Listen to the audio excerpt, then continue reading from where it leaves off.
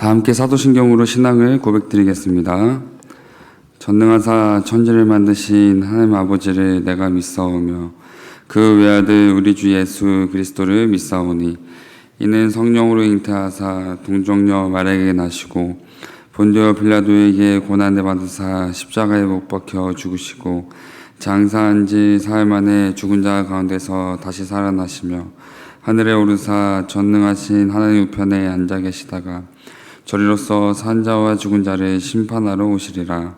성령을 믿사오며 거룩한 공회와 성도가 서로 교통하는 것과 죄를 사하여 주시는 것과 몸이 다시 사는 것과 영원히 사는 것을 믿사옵나이다.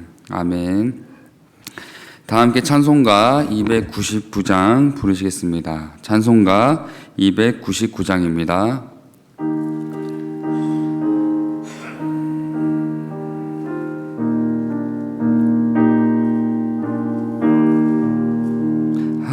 하나님 사랑을 전한 참 사랑 내 맘에 부어주시사 충만케 하소서. 내 주님 참 사랑 햇빛과 같으니 그 사랑 내게 비추사 뜨겁게 하소서.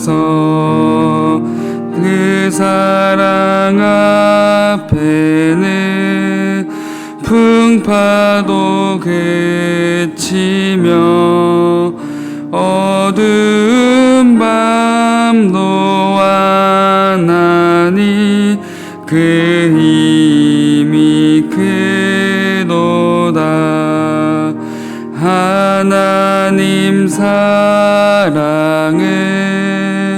온전한 참 사랑 내 맘과 영에 채우사 새 힘을 주소서.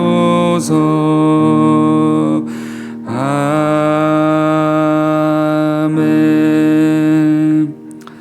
이 시간 함께 나눌 하나님의 귀한 말씀은 마태복음 22장 34절에서 46절까지의 말씀입니다. 마태복음 22장 34절부터 46절까지의 말씀입니다. 제가 봉독해 드리겠습니다. 예수께서 사두개인들로 대답할 수 없게 하셨다 함을 바리새인들이 듣고 모였는데 그 중에 한 율법사가 예수를 시험하여 묻되 선생님, 율법 중에서 어느 계명이 크니이까? 예수께서 이르시되 내 마음을 다하고 목숨을 다하고 뜻을 다하여 주 너의 하나님을 사랑하라 하셨으니 이것이 크고 첫째 되는 계명이요 둘째도 그와 같으니 내 이웃을 내 자신같이 사랑하라 하셨으니 이 두 계명이 온 율법과 선지자의 강령이니라. 바리새인들이 모였을 때에 예수께서 그들에게 물으시되 너희는 그리스도에 대하여 어떻게 생각하느냐? 누구의 자손이냐? 대답하되 다윗의 자손이니이다. 이르시되 그러면 다윗이 성령에 감동되어 어찌 그리스도를 주라 칭하여 말하되 주께서 내 주께 이르시되 내가 내 원수를 내 발 아래 둘 때까지 내 우편에 앉아 있으라 하셨도다 하였느냐? 다윗이 그리스도를 주라 칭하였은즉 어찌 그의 자손이 되겠느냐 하시니 한마디도 능히 대답하는 자가 없고 그날부터 감히 그에게 묻는 자도 없더라. 아멘.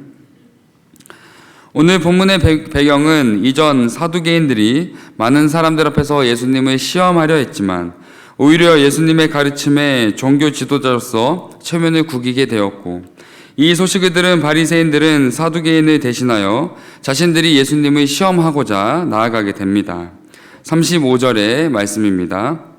그 중에 한 율법사가 예수를 시험하여 묻되 35절에서 예수님을 시험하기 위해 질문하는 이 바리새인은 바리새인들 중에서도 율법사라 불릴 만큼 율법에 정통하며 종교 지도자들 사이에서도 인정받는 사람이었습니다. 그런데 본문에서 예수님을 시험하고자 했던 사람이 율법사였다라는 이 사실이 단순히 예수님께 질문하는 인물이 누구인지 소개하는 것 이상으로 신앙의 깊은 교훈을 가르쳐주고 있습니다. 율법은 무엇입니까? 이 땅을 살아가는 하나님의 백성들을 향한 하나님의 거룩한 말씀이자 명령입니다.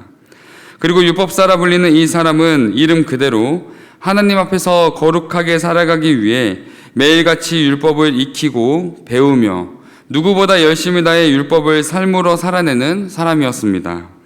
그런데 정작 율법사였던 그는 율법의 주인이며 율법을 완성하러 오신 예수님을 눈앞에 두고도 전혀 깨닫지 못하였고 오히려 예수님을 시험하고자 하는 모순적인 모습을 보여주고 있습니다. 왜냐하면 율법사였던 그는 율법에 대해서는 잘 알았지만 율법을 제정하신 하나님의 마음을 알지 못했기 때문입니다. 하나님이 율법을 제정하신 가장 큰 이유가 무엇입니까? 힘들고 어려운 세상 속에서 하나님의 백성으로 살아가야 하는 우리를 너무나 사랑하셨기 때문입니다. 그러나 율법사는 율법을 익히고 배우며 열심히 다해 살아가면 살아갈수록 하나님의 사랑을 기억하기보다 율법을 통해 자신의 의를 높이는 변질된 모습으로 살아가고 있었습니다.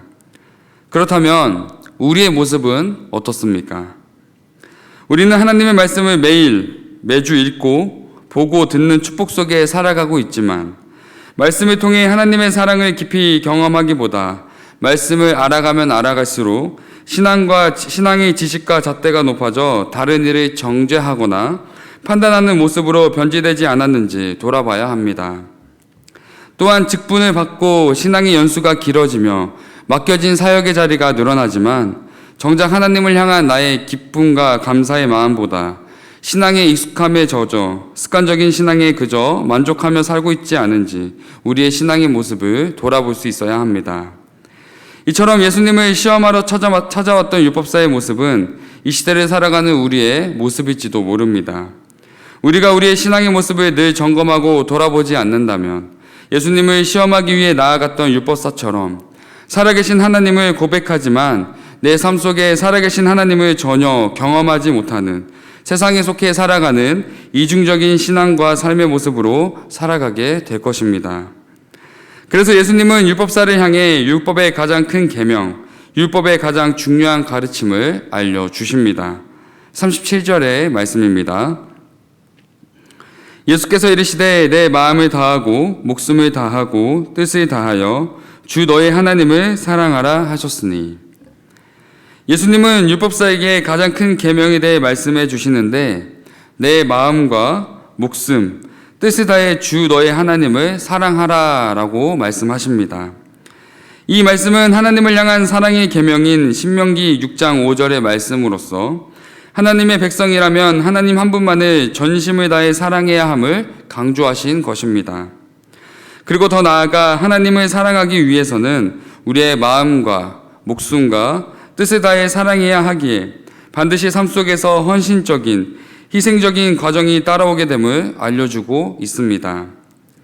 그러나 하나님을 사랑하기에 감수해야 하는 이러한 과정들은 진실한 사랑 안에 반드시 나타나는 사랑의 증거임을 기억하셔야 합니다. 부모가 자녀를 사랑하기에 모든 것을 기꺼이 희생하듯 사랑하는 사람을 위해 나의 모든 것을 기꺼이 내어주고 헌신하듯이 하나님을 정말 사랑한다면 우리의 마음과 목숨, 뜻을 다해 사랑해야 하는 이 사실이 불편한 사실이 아니라 당연하게 증거되는 사랑의 모습임을 기억해야 합니다.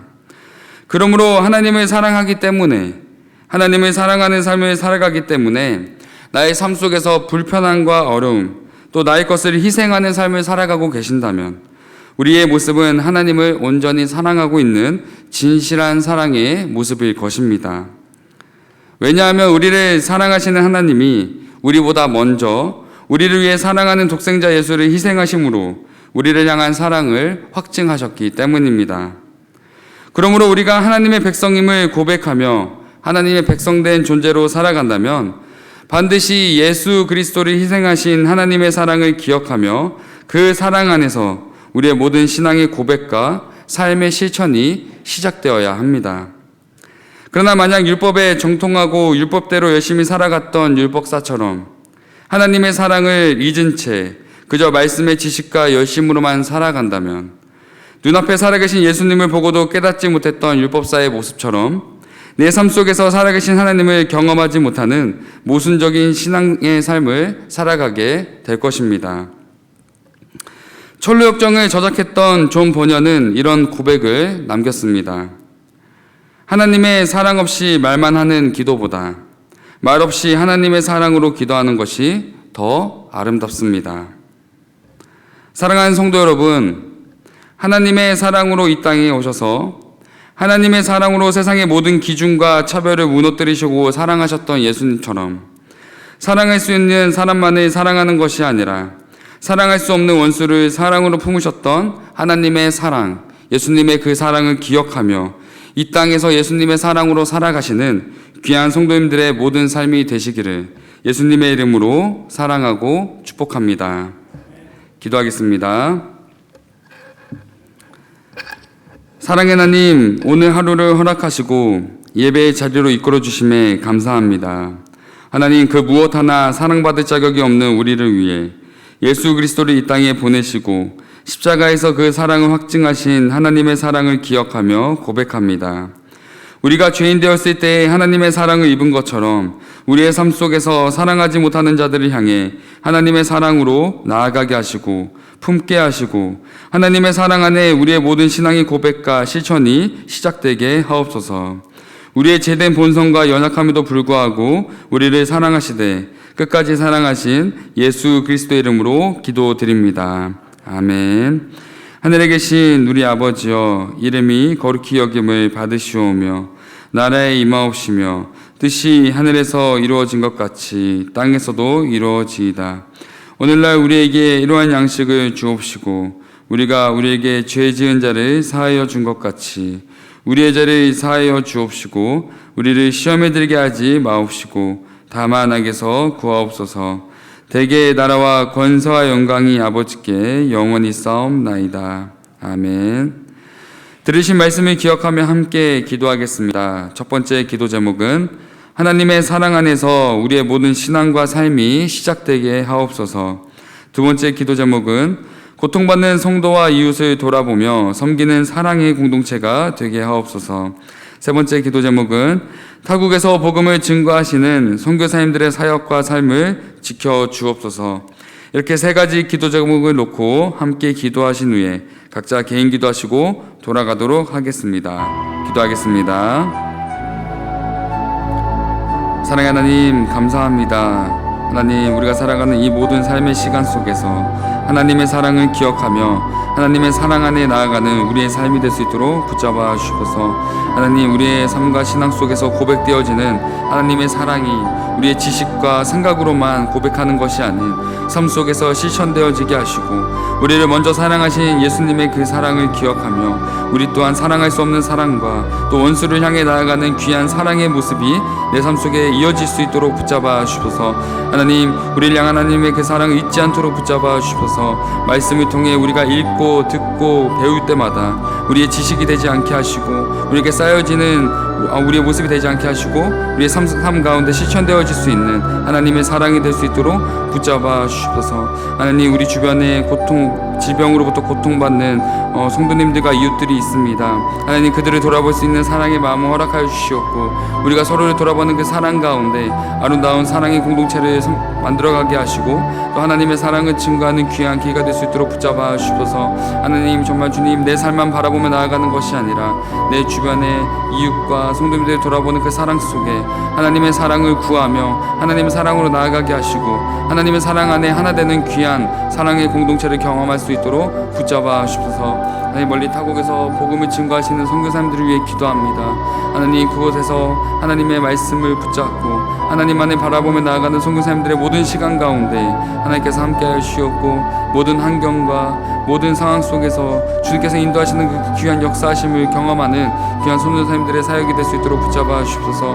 하나님, 그 모든 시간 가운데 하나님의 귀한 복음의 열매가 맺어질 수 있도록 붙잡아 주시옵고 하나님의 사랑으로 나아갈 때 많은 영혼들을 변화시키며 말씀 가운데 그 영혼들을 세워가며 하나님, 그곳에서 하나님의 나라를 경험하는 귀한 시간 될 수 있도록 선교사님들의 모든 사역과 삶을 지키시고 붙잡아 주시옵소서. 하나님, 우리 또한 맡겨진 삶의 자리에서 우리 또한 주어진 선교의 사명이 있음을 기억하게 하시고 우리 또한 선교사님들 위해